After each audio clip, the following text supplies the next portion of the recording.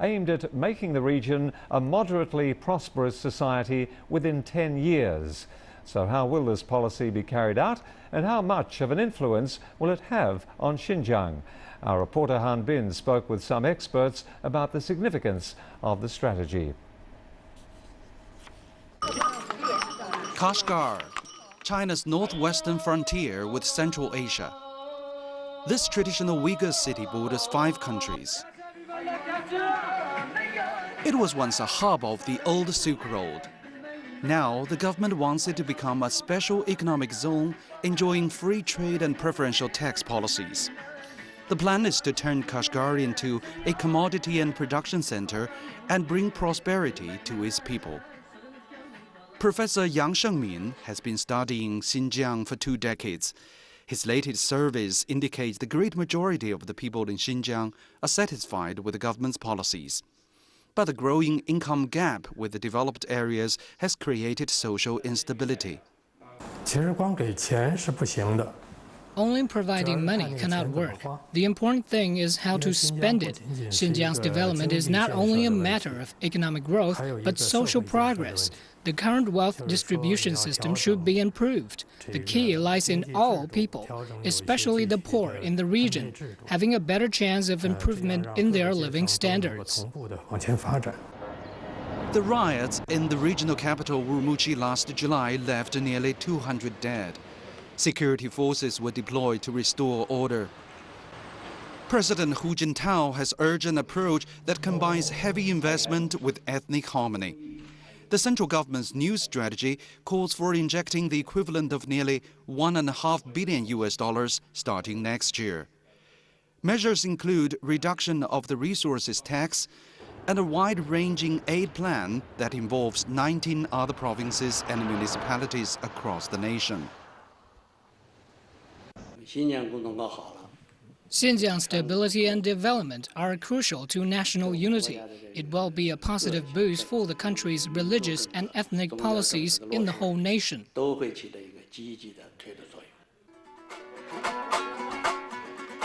Despite decades of preferential policies from the central government, Xinjiang still lags far behind China's developed areas.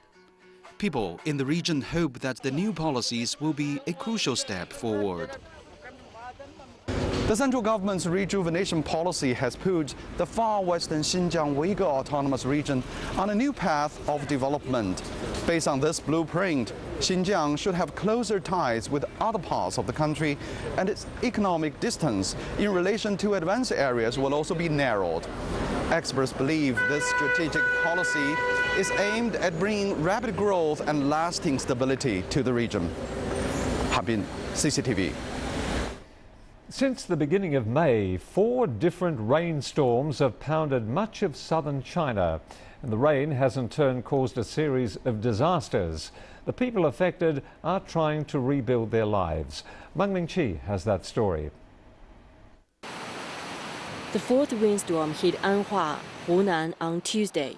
Local governments have begun emergency disaster relief. People have been relocated and reservoirs are being closely watched. Last Thursday's rainfall destroyed the only way leading to Shanxi County in Hunan province, isolating more than 7,000 people. A lifeline was opened after round-the-clock work from rescuers, but more rain caused more than 100 landslides along the route, and most of the relief material was not able to be shipped in. Rescuers have been clearing and repairing the route. We've been working for 2 days. There has been more than 100 landslides like this. It's very dangerous to work here. Rocks are still falling, bringing more challenges and danger to the relief work. Recent rainfall caused inland flooding in many places in Guangxi Zhuang Autonomous Region. Rainwater began pooling on streets. The water is very deep in many places. Normally, this is the time to harvest cherries in Lanxi in Zhejiang province, but continuous rain damaged many trees, delaying the harvest. There was too much rain. We have to push back the harvest. The heavy rain and winds destroyed many trees. Hundreds of hectares of fruit have been affected, which means production is much lower than normal. Meng Mingqi, CCTV. It's been 1 month since a BP well exploded, leaking oil into the Gulf of Mexico. The incident is likely to have caused the worst US oil spill on record, damaging the economy and the environment along the Gulf Coast. A flight to Mars will begin on June the 3rd. 6 principal participants have already been chosen, and the experiment center in Russia is undergoing final checkups before the crew shuts itself away in a laboratory for nearly 2 years. The 6-strong crew includes 1 Chinese, and China has sent experts to Russia to monitor and conduct various experiments. Wang Chiqing takes a closer look. The more than 500-day experiment will simulate all aspects of a journey to Mars. The crew will stay in a confined lab divided into 6 different parts, which include cabins for living, medical treatment, and a simulated landing capsule. More than 100 experiments will be carried out by various space agencies from the US, Europe, and Asia. China will conduct 3 main projects. The first project is to test traditional Chinese medicine in outer space applications. Secondly, we'll monitor the physical impact on human bodies of a long period of isolated space travel. Thirdly, we'll conduct psychological studies on interpersonal relations and communication among people from different culture and language backgrounds in a confined space. Nearly 2 years of isolation poses a great challenge for the crew. The participants will experience many conditions likely to be encountered by astronauts during a real space flight, except for radiation and weightlessness. Wang Yue is the only Chinese crew member.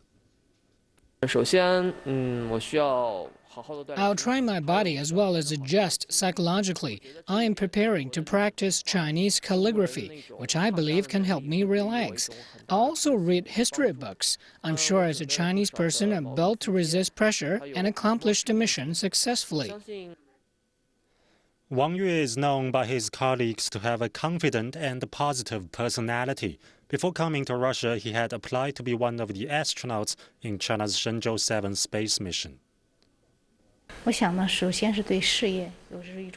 Wang Yue is resolute and well-trained. He understands the mission and has deep medical knowledge for outer space projects.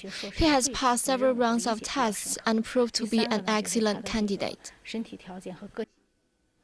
The flight begins with a 250-day outward trip followed by a 30-day stay on the planet and ends with a 240-day return flight. All the equipment and supplies have to be stored in the lab by the end of May. China is responsible for the logistics for the return flight phase.